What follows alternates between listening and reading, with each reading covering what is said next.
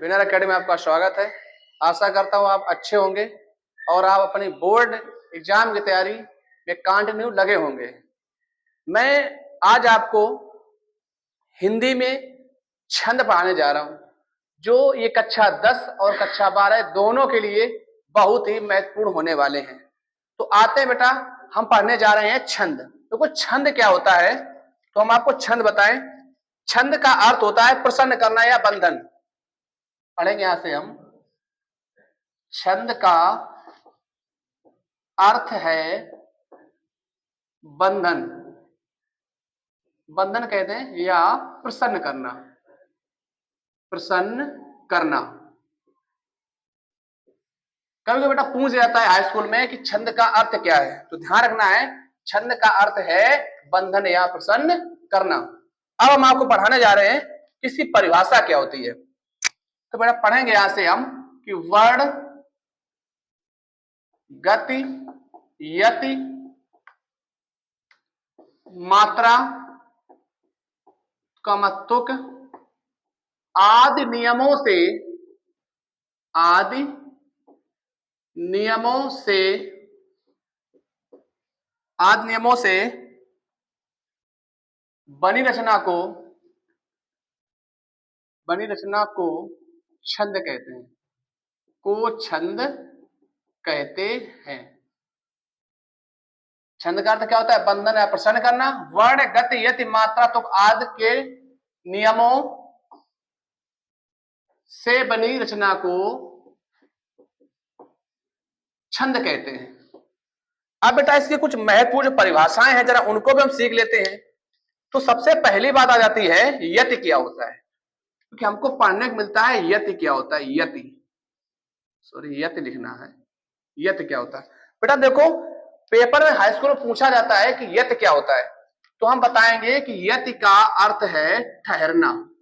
यति का अर्थ है ठहरना। यति का अर्थ है ठहरना। मतलब होता बेटा क्या है कि जब हम किसी पंक्ति को या छंद का जब वाचन करते समय, इसकी परिभाषा ले लेते हैं, जब किसी छंद या जब किसी छंद का वाचन करते समय, वाचन करते समय, वाचन करते समय प्रत्येक चरण के अंत में, प्रत्येक चरण के अंत में जो विराम आता है, जो विराम आता है उसे यति कहते हैं, उसे यति कहते हैं, उसे क्या कहते हैं? यति कहते हैं। अब जरा इसका एक उदाहरण देख लेते हैं। उदाहरण क्या होता है, उदाहरण देख लें जरा इसका।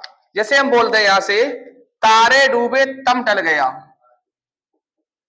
तारे डूबे तम टल गया। तारे डूबे तम टल गया, छा गई व्योम लाली। छा गई व्योम लाली। तो बेटा जो हमने ये विराम लगाई, हमारा क्या हो गया? यति। और इसमें आपको सिर्फ एक चीज याद रखना है, यति का अर्थ है ठहरना या रुकना। अब हम आपको दूसरी परिभाषा बताने जा रहे हैं, गति। गति क्या होता है?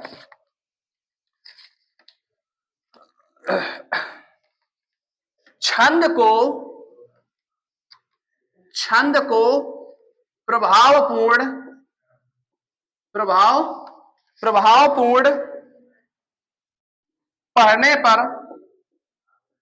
पढ़ने पर जो लय आती है, जो लय उत्पन्न होती है, उत्पन्न होती है, उसे गति कहते हैं, उसे गति कहते हैं।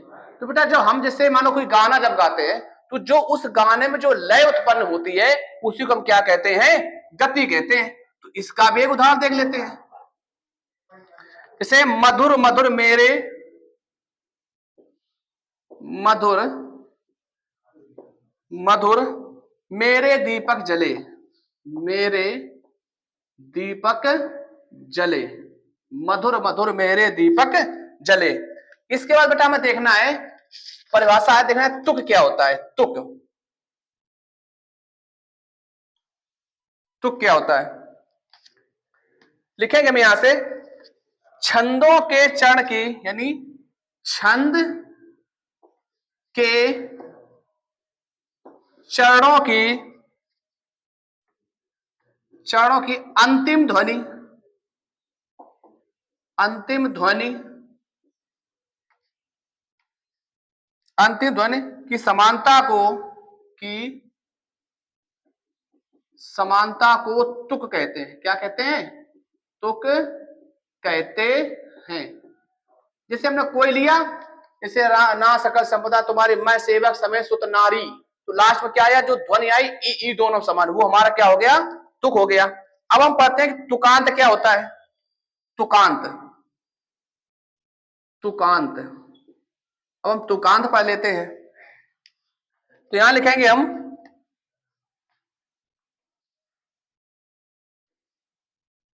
छंद के, छंद के चरणों की अंतिम, अंतिम ध्वनियां मिलती हैं, अंतिम ध्वनियां मिलती हैं, उसे तुकांत कहते हैं, उसे तुकांत कहते हैं, उसे तुकांत कहते हैं। मतलब जिन छंदों के चरणों की अंतिम ध्वनियां मिलती हैं उसे तुकांत कहते हैं। अब इसको हम उदाहरण के माध्यम समझेंगे, क्या होता है इसका उदाहरण। जैसे रघुकुल रीत सदा चली आई, रघुकुल रीत, रीत सदा चली आई, सदा चली आई, है ना। और क्या है, प्राण जाए पर, प्राण जाए पर वचन ना जाई, वचन ना जाई। तो बेटा हमने यहां से देखा कि छंद के चरणों की अंतिम ध्वनियां मिलती हैं, उसे हम तुकांत कहते हैं। तो देखो यहां पर में क्या आएगा, आई, यहां पर में क्या आ गया, आई, तो ये क्या हो गया, तुकांत हो गया, ये क्या हो गया, तुकांत। अब हम पढ़ेंगे चरण क्या होते हैं। चरण देखते हैं, चरण परिभाषा क्या होती है। चरण परिभाषा बेटा होती है कि छंद की पंक्ति को चरण कहते हैं। छंद की, छंद की पंक्ति को, छंद की पंक्ति को चरण या पद कहते हैं। छंद की पंक्ति को चरण या पद कहते हैं। अब हम बेटा देखेंगे लास्ट में गढ़। गढ़ क्या होता है,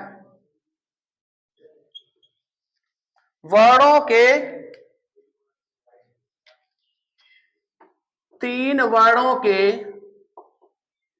तीन वर्णों के समूह को, तीन वर्णों के समूह को गढ़ कहते हैं, गढ़ कहते हैं। बेटा कभी भी पूछा जाता है गढ़ों की संख्या कितनी होती है, गढ़ों की संख्या कितनी होती है। बेटा लिखेंगे यहां से हम कि गढ़ों की संख्या, गढ़ों की संख्या 8 होती है, 8 होती है, गढ़ों की संख्या 8 होती है। बेटा अभी मैंने आपको बताया गढ़ों की संख्या कितनी होती है, 8। तो हम बताते हैं गढ़ कौन कौन होते हैं। बेटा वो होते हैं या माता, या माता राज भा ने सलगा, या माता राजभान सलगा, 1 2 3 4 5 6 7 8।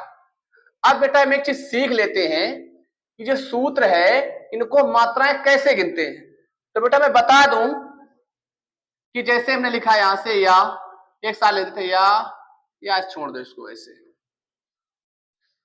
या मा ता रा ज भा ना और सलगा। तो बेटा यहां से हम देखते हैं, इससे या को हम क्या बोलेंगे, यगण। क्या बोलेंगे, यगण। माँ को क्या बोलेंगे हम, मगड़। ताप क्या बोलेंगे हम, तगड़। राव क्या बोलेंगे हम, रगड़। जाव क्या बोलेंगे हम, जगड़। भाव क्या बोलेंगे, भगड़। नाव क्या बोलेंगे, नगड़। और साव क्या बोलेंगे हम, सगड़।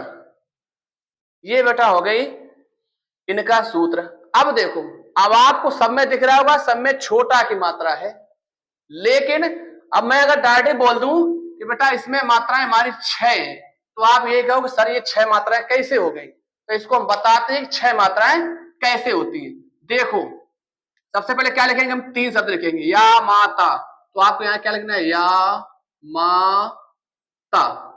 मात्रा बाद में गिनेंगे।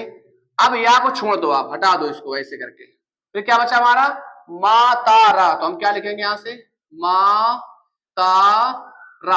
फिर आप आगे हटा दो, फिर पीछे क्या हो जाएगा, ताराज। ताराज। फिर इसको हटा दो, फिर क्या हो जाएगा, राजभा। राजभा। फिर क्या हो जाएगा, इसको हटा दो, जभान। क्या हो जाएगा, जभान। फिर इसको हटा दो, फिर क्या बन जाएगा, भानस। क्या बन जाएगा, भानस। फिर इसको हटा दो, क्या बन गया, नस्ल। क्या बन जाएगा, नस्ल।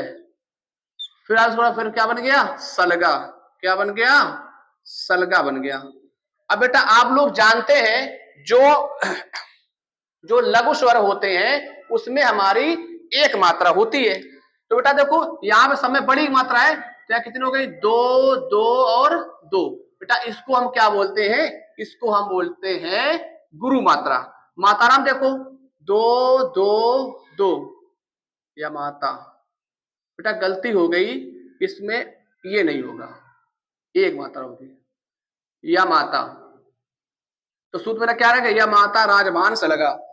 बेटा यहां देखो, ताराज, ये जा बना है, क्या लिखेंगे हम, ता में 2 मात्राएं, रा में 2 मात्रा हो जाएगी, इसमें 1 मात्रा हो जाएगी। इसी प्रकार 2 1 2 1 2 1 2 1 1 और 1 1 1 और 1 2, सॉरी ऐसे लिख देते हैं, 1 1 2।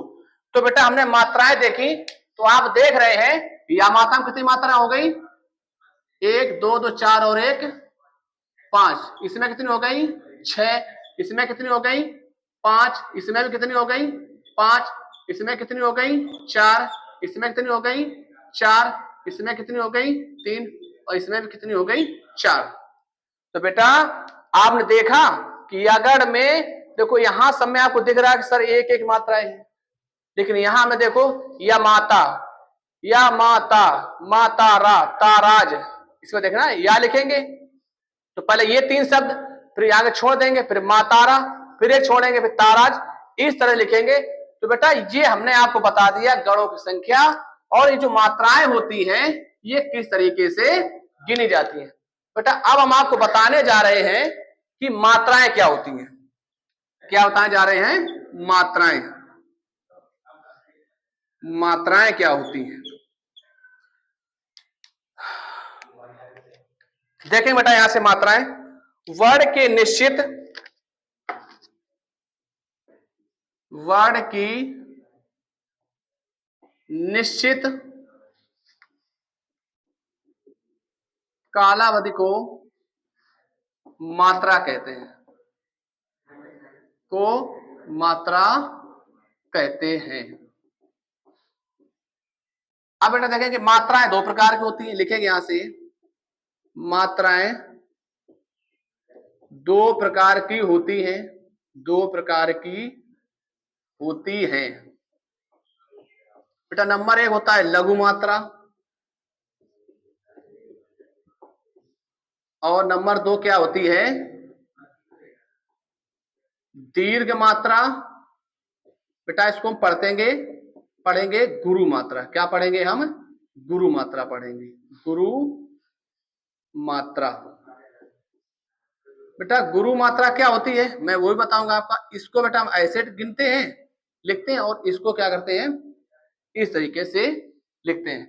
बेटा लघु मात्रा क्या होती है? जो हमारे लघु स्वर होते हैं, जैसे कि छोटा, छोटी, छोटा और ऋषि। मैं लिखे दे रहा हूं यहां से ताकि आपको याद बना रहे। जैसे कि किसमें, इसमें छोटा हो जाएगा, छोटी हो जाएगा, छोटा और ऋषि। तो इसमें हमें क्या लगाना है? एक मात्रा लगाना है। यहां देखेंगे हम बड़ा, बड़ी, बड़ाऊ, ए, ए, ओ, औ। बेटा इसमें मैं क्या लगानी है? दो मात्राएं लगानी है। अभी मैं बेटा बताऊंगा आपको कि इनके किसमें हमें एक मात्रा लगानी, किसमें हमें। तो बेटा देखेंगे हम मात्राएं लिखने के नियम। तो सबसे पहले आपको बता दें हम संयुक्त वर्ण के पहले, संयुक्त वर्ण के पहले वाला वर्ण, पहले वाला वर्ण गुरु होता है। बेटा गुरु मतलब समझ गए? गुरु होता है। अब वो वर्ण होते कौन कौन से, मैं ये भी आपको बता दूं। बेटा वर्ण कौन कौन होते हैं, मैं लिख दूं यहां से। जैसे बेटा वो होते हैं जैसे कि हमारा छाछत्री हो गया, तरसूल हो गया, ये वाली स्रा हो गई, ये वाली द्रा हो गई और ज्ञा हो गई। तो बेटा हम कैसे पहचान, मैं आपको एग्जांपल दे देता हूं। बेटा मैं उदाहरण इसका एक लिख दूं। जैसे मैं बोलूं विद्या, मैं क्या लिख दूं बेटा? विद्या। तो आपको दिमाग में ये आएगी कि सर एक इसमें हो गई, दो इसमें हो गई। बेटा मात्रा तीन होनी है, लेकिन ये नियम हमारा हो जाएगा गलत। तो हमें क्या करना पड़ेगा? मैंने बोला है कि संयुक्त वर्ण के पहले वाला वर्ण गुरु होता है। तो बेटा इसमें हम एक मात्रा लिखेंगे। चलो इससे लेते थोड़ा हाईलाइट हो जाएगा। बेटा इसमें हम एक मात्रा, इसमें दो मात्रा, तो हमारी जो कुल मात्राएं कितनी हो जाएंगी? तीन हो जाएंगे। तो इस प्रकार समान नियम नंबर क्या होगा? संयुक्त वर्ण के पहले वाला वर्ण गुरु होता है। बेटा नियम नंबर हम दो देख लेते हैं। नियम नंबर दो, नियम नंबर दो बेटा क्या होता है? संयुक्त व्यंजन से पूर्ण, संयुक्त व्यंजन से पूर्व वर्ण गुरु होता है। क्या होता है? गुरु होता है। बेटा वो कैसे? देखो हम उदाहरण समझते हैं। जैसे आप देखते हैं ना, कोई वर्ण से आ गया हमारा नंद लिख दिया हमने, यहाँ पे क्या लिख दिया? नंद। तो आप बेटा क्या करोगे? आप लोग सर जी इसमें तीन मात्रा होंगी, एक दो, इसमें दो होगी। नहीं बेटा इसमें हमारी दो मात्रा, इसमें हमारी कितनी होगी? तीन। तो कुल मात्रा हमारी कितनी हो गई? तीन हो गई। समझ गए? जो कटे अक्षर हो, जैसे मैं एक और लिख देता हूं शंख, मैंने क्या लिख दिया? अरे शंख, चलो इसको हटा देते हैं, अन्न लिख दूं मैं, अन्न। बेटा देखा आपने इसमें क्या हुआ? ये आधा अक्षर है, इसके पहले छोटा, तो इसमें हमारी एक, इसमें मात्रा एक, तो टोटल कितनी हो जाएंगी? हमारी तीन मात्रा हो जाएंगी। तो देखेंगे नियम नंबर तीन, नियम नंबर तीन क्या होगा? तो नियम नंबर तीन देखेंगे हम, विसर्ग युक्त वर्ण, विसर्ग युक्त वर्ण से पूर्व, से पूर्व वर्ण गुरु होता है, गुरु होता है। कैसे देखते हैं बेटा? जैसे मैं आपको बोल दूं प्रातः, प्रातः, तो बेटा देखेंगे ना इसमें ये विसर्ग है, इसके पहले वर्ण इसमें तो कितनी मात्रा हो जाएंगे? दो, इसमें कितनी हो गई? एक। और देख लो, जैसे बोल दूं मैं अतः, बेटा इसमें एक, तो इसमें कितनी हो जाएंगी? दो। बेटा नियम नंबर हम तीन देखेंगे, तीन सॉरी हो गया, चौथा देखेंगे नियम नंबर चार, नियम नंबर चार। नियम चार में देखेंगे, यहां से हम कैसे बताएंगे? अनुसार, बेटा ये देखो सबसे पहले हलंत, हलंत युक्त वर्ण, हलंत युक्त वर्ण से पूर्व वर्ड गुरु होता है, गुरु होता है। जैसे बेटा समझ लो, जैसे बोल दूं राजन, मैं क्या बोल दूं राजन। बेटा राजन अगर ऐसे लिखा है तो देखो इसमें तो हमारा एक ही मात्रा रहेगी, लेकिन जा में कितने हो जाएंगे, दो, इसमें दो है ही। और देख लो बेटा, और वैसे बोल दूं जगत, मैं क्या बोल दूं ऐसे जगत, संस्कृत और जगत, बेटा इसमें दो हो जाएंगे, इसमें एक एक बनी रहेंगी। तो मेरी बात समझ में आ गई। तो एक और नियम देख लेते हैं,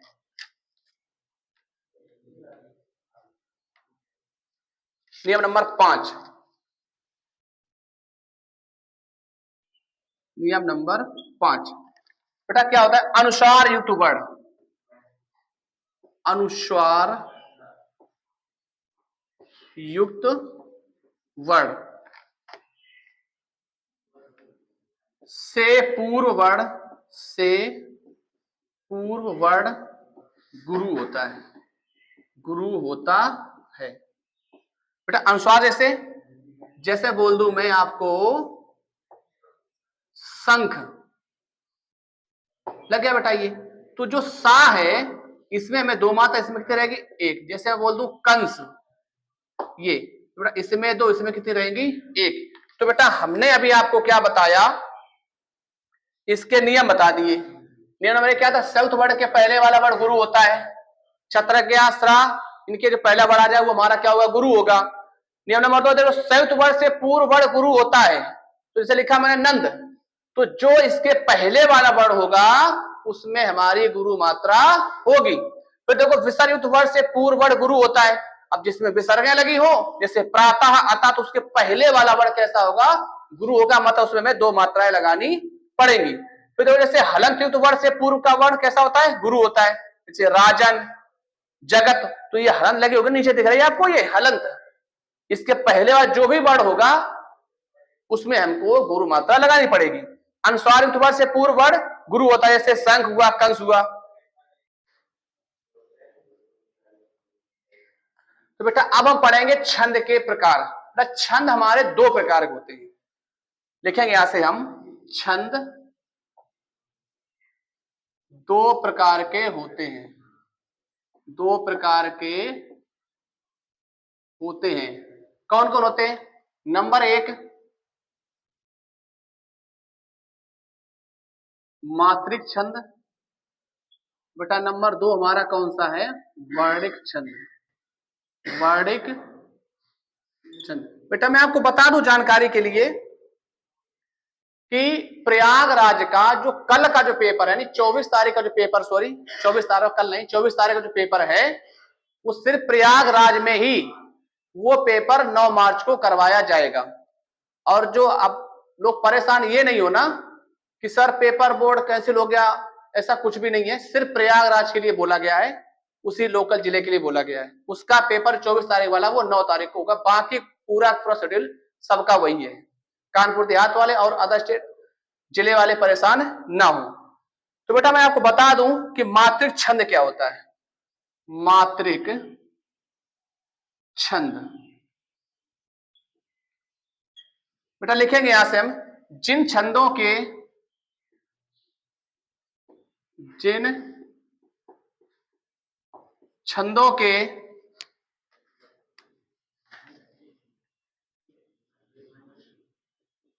पाद मात्राओं की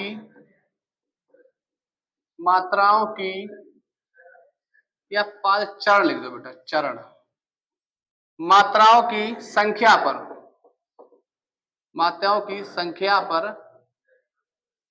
निर्भर होते हैं या निर्भर रहते हैं, उन्हें मात्रिक छंद कहते हैं, उन्हें मात्रिक छंद कहते हैं, उन्हें मात्रिक छंद कहते हैं। अब बेटा देख लेते हैं यहां से हम, जैसे देख लेते हैं, जैसे बेटा चौपाई, चौपाई, बेटा और देते हैं जैसे रोला दोहा, रोला दोहा, बेटा ये इसी के उदाहरण होते हैं। बेटा मैं एक बात बता दूं आपको, जो मात्रिक छंद ही हमारे यूपी बोर्ड में पूछा जाता है। तो लिखेंगे यहां से मात्रिक छंद के प्रकार,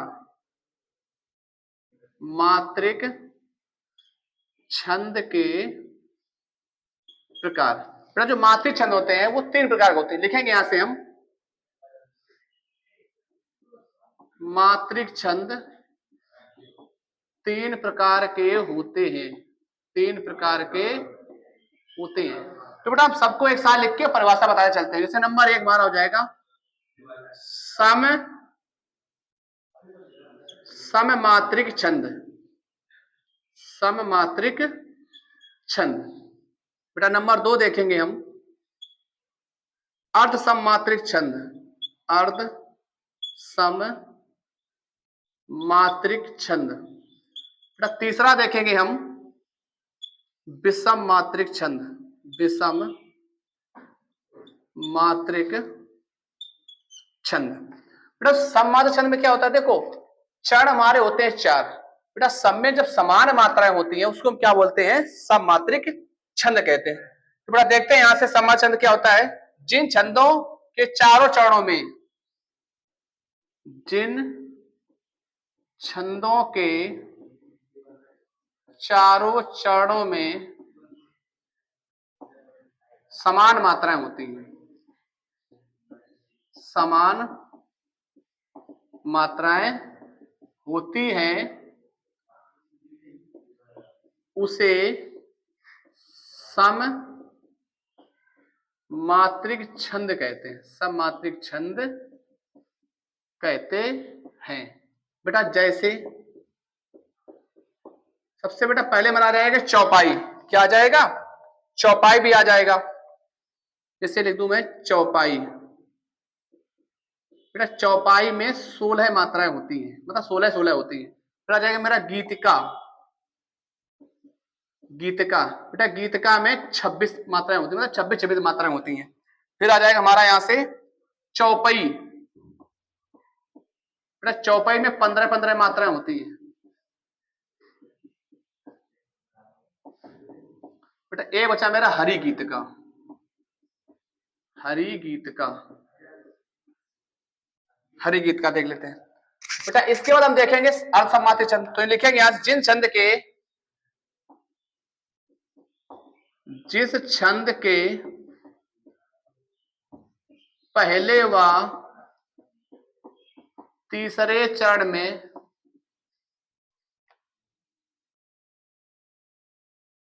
जिस छंद के पहले व तीसरे कॉमा दूसरे व चौथे चरण में, चौथे चरण में समान मात्राएं होती हैं, समान मात्राएं होती हैं, होती हैं, उसे अर्धसम, अर्धसम मात्रिक छंद कहते हैं, अर्धसम मात्रिक छंद कहते हैं। बेटा देखो जैसे सबसे पहले मान लो रोला दोहा सोठा, यही लिख लो, दोहा, दोला के बाद में सोरठा, बरवय, तो एक और ले लो उल्लाला, क्या होता है, उल्लाला। बेटा हमने आप लोगों ने बहुत समय पर व्यतीत किया, तो हमने आपको ये नोट्स बना के आपको सिंपल भाषा में आपको मैं पढ़ा रहा हूं। फिर देखो बेटा विषम मात्रा क्या होता है कि जिस छंद में, जिस छंद में 4 से अधिक, 4 से अधिक 6 या 8 चरण होते हैं, 8 चरण होते हैं, 8 चरण होते हैं, उनमें मात्राओं की संख्या, मात्राओं व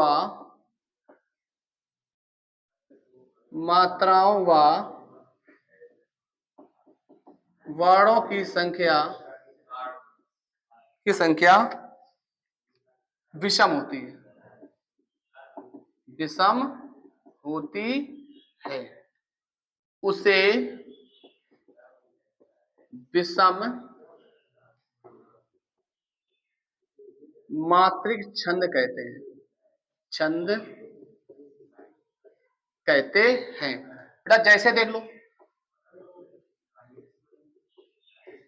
जैसे बेटा आ जाएगा हमारा, सबसे पहले आ जाएगा कुंडलियां, कुंडलियां लिख देते हैं, और बेटा लिखते हैं छप्पे, कुंडलियां और छप्पे। तो बेटा हमने इतना पढ़ लिया, अब हम पढ़ेंगे, तो बेटा देखते हैं चौपाई क्या होता है। बेटा लिखेंगे यह सममात्रिक छंद है, यह सममात्रिक छंद है, इसके प्रत्येक चरण में, प्रत्येक चरण में 16-16 मात्राएं होती हैं, 16-16 मात्राएं होती हैं, प्रत्येक चरण में 16-16 मात्राएं होती हैं। बेटा इसका उदाहरण देख लेते हैं। धाये धाम, धाये धाम काम सब त्यागी, सब त्यागी, धाये धाम काम सब, मनहु रंग निधि लूटन लागी, मनहु, मनहु रंक निधि लूटन लागी, निधि लूटन लागी, धाये धाम काम सब त्यागी, मनहु रंक निधि लूटन लागी। बेटा मात्राएं एक बार गिन लेते हैं सब लोग, तो कैसे गिनेंगे यहां से? बेटा 2, 2 4, 2 6, 1 7, 2 9, 1 10, 1 11, 1 12, 12 2 14, 14 2 16। तो यहां गिन लेते हैं, यहां से 2 2 4 5 6, 6 2 8 9 10 11 2 13, 13 और इसमें हो जाएंगी 3, 13 3 कितनी हो गई? 16 हो गई। तो बेटा टोटल मेरी मात्रा कितनी हो गई? 16। बेटा अब हम सीखेंगे दोहा। क्या सीखेंगे हम? दोहा। मैंने अभी आपको लिखा था कि यह अर्धसम्मात्रिक छंद है, तो क्या लिखेंगे यहां से? यह अर्धसम मात्रिक छंद है, इसके पहले व तीसरे चरण में, इसके पहले व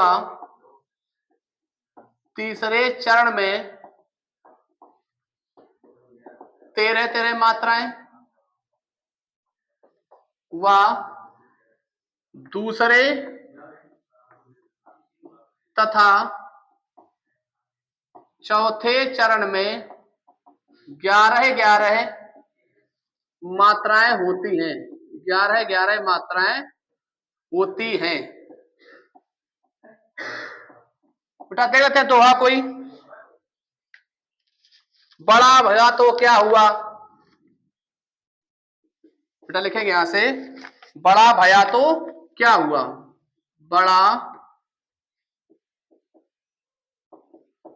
बड़ा भया तो क्या भया?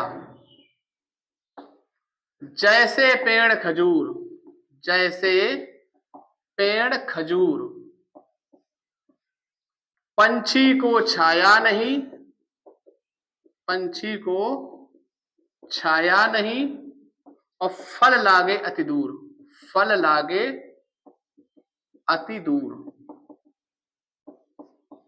बेटा ये हमें लिख दिया, बड़ा भया तो क्या हुआ? जैसे पेड़ खजूर, पंछी को छाया नहीं, फल लागे अति दूर। बेटा मैंने बोला, अब देखना बेटा, यहां ये मेरा पहला चरण, तो पहले नीचे हमारा होता है तीसरा चरण, ये दूसरा, बेटा दूसरे से क्या हो जाता है हमारा? चौथा चरण होता है। ठीक है ना? अब बेटा मात्राएं गिन लेते हैं, यहां से देखेंगे बेटा, 1 2 3 हो गई, 4 के बाद बेटा क्या हो जाएगा?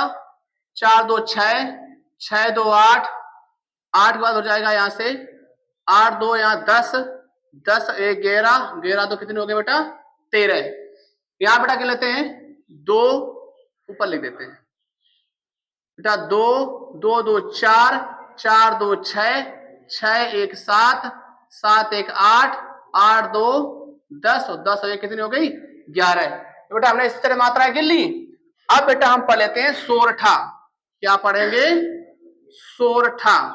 बेटा ये सोरठा जो होता है ये दोहे का उल्टा होता है। तो यहां हम लिखेंगे यह अर्ध सममात्रिक छंद है,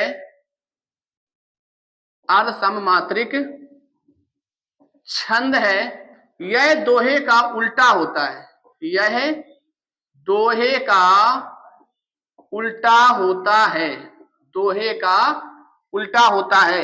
इसके अब बेटा ये समझ लो जब दोहे का उल्टा है तो यहां इसके पहले जैसे 13 13 तो सोठा कितने होंगे 11 11 मात्रा होंगी। देखिए बेटा यहां से इसके पहले प्लस लिख देते हैं तीसरे चरण में 11 11 मात्रा व दूसरे और चौथे चरण में 13 13 मात्राएं होती है, 13 13 मात्राएं होती हैं, 13 13 मात्राएं होती हैं। बेटा इसका उदाहरण देख लेते हैं हम एक उदाहरण तो लिखेंगे यहां से हम मतलब री मनुहार, मतलब री मनुहार, मतलब री मनुहार चुपके लावे चूरमो, चुपके लावे चूरमो बेटा लिखेंगे यहां से। और बिन मतलब मनुहार, बिन मतलब मनुहार और राव न पावे, राव न पावे राजिया, राव न पावे राजिया। बेटा मात्राएं गिन लेते हैं हम इसकी। मात्रा कैसे गिने बेटा 1 2 3 4, 4 2 6, 1 7, 1 8, 2 10 और 1 11 मात्रा हो गई। अब यहां गिन लेते हैं 1 2 2 4, 2 6, 2 8, 2 10, 1 11 और 11 तो कितनी हो गई 13। बेटा हमारी कितनी मात्रा हो गई 13 मात्राएं हो गई। तो बेटा देखो समाचरण क्या होता है प्रत्यक्षण 16 16 मात्रा होती है। बेटा ये आप इसको नोट्स अच्छे से बनाकर लिख लेना है, फिर हम इसको आपको साफ करके आगे कुछ बताते हैं। बेटा अब हम लोग पढ़ाने रोला। यह बेटा क्या होता है यह सममात्रिक छंद है, यह सममात्रिक छंद है। इसमें सॉरी बेटा इसके प्रत्येक चरण में, प्रत्येक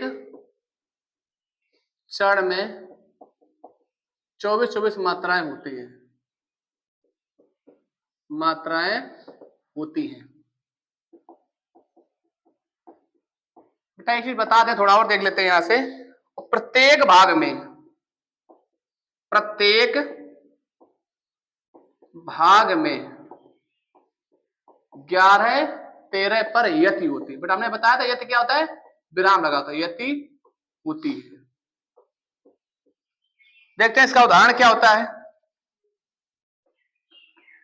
उदाहरण लोक लोक लहर लही पवन, लही पवन एक पै, एक पै एक आवत, एक इत आवत, एक इत आवत। जिम नरगन, जिम नर गण मन विविध मनोरथ, विविध मनोरथ करत मिटावत, करत मिटावत। बेटा मात्राएं गिन लेते हैं यहां से इसकी, हम कैसे गिनेंगे देखें बेटा। यहां पे ये दो हो जाएंगी, दो और एक तीन, एक चार, पांच, छह, सात, आठ, 9, 10, 11, 2 13, एक 14, 2 16, 17, 18, 19, 20, 20 2 22 और 23 और एक 24। तो टोटल मात्रा कितनी हो गई? 24। बेटा एक और हमारा बच्चा है कुंडलियां क्या होता है? कुंडलियां,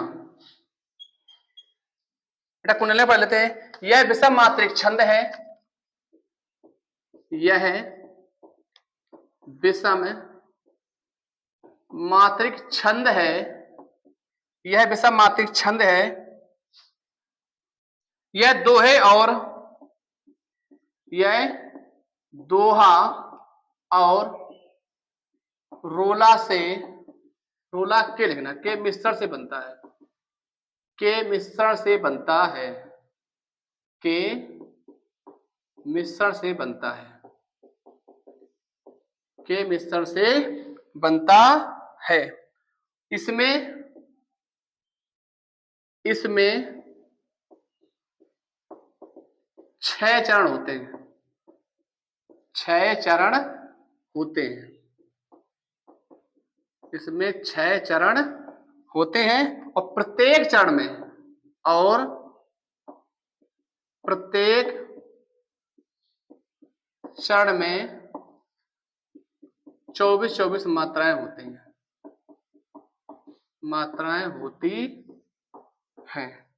तो बेटा देखो, अगर आपको एक सर जी हम इसको कैसे याद करेंगे, तो बेटा ध्यान रखो, आप याद कर लो डी और आर। डी आर मतलब डॉक्टर, डी का मतलब क्या हो जाएगा? दोहा, और आर मतलब क्या हो जाएगा? रोला। अब मैं आपको इसमें उदाहरण नहीं दे रहा हूं, ये उदाहरण आपको खुद लिखना है। क्या लिखोगे आप? सबसे पहले दोहा, तो आप एक दोहा लिख लेना और उसी नीचे एक रोला, मतलब यही याद कर लो 2 लाइन वाला, ये लिख देना है। अब आपको क्या करना है बेटा, हाई स्कूल के लिए सिर्फ 2, रोला व सोरठा। बेटा सिर्फ यही जरूरी है। मैं फिर से एक बात बता दूं कि आपको मात्राएं गिनने के मैं नियम आपको बता दिए हैं, है ना। तो बेटा रोला में क्या है, सोरठा में आप क्या रखना है कि 11 11 और 13 13 आपको याद रखना है, क्योंकि आपको बेटा सिर्फ मात्राएं गिनने चाहिए। सिर्फ कक्षा 10 के लिए मैं बात बोल रहा हूं, और मैंने इतने भी छंद पढ़ाए हैं बेटा, इसमें इंटर वालों का भी मटेरियल मैंने दे रखा है। अगर मेरी ये हिंदी क्लास अगर आपको अच्छी लगे, और परीक्षा क्लास बेटा बहुत ही उपयोगी क्लास है, जितना हो सके आप छोटे भाई बहन को शेयर करें, जो आप बोर्ड परीक्षा की तैयारी कर रहे हैं उनके लिए बहुत ही महत्वपूर्ण होने वाली है। जय हिंद।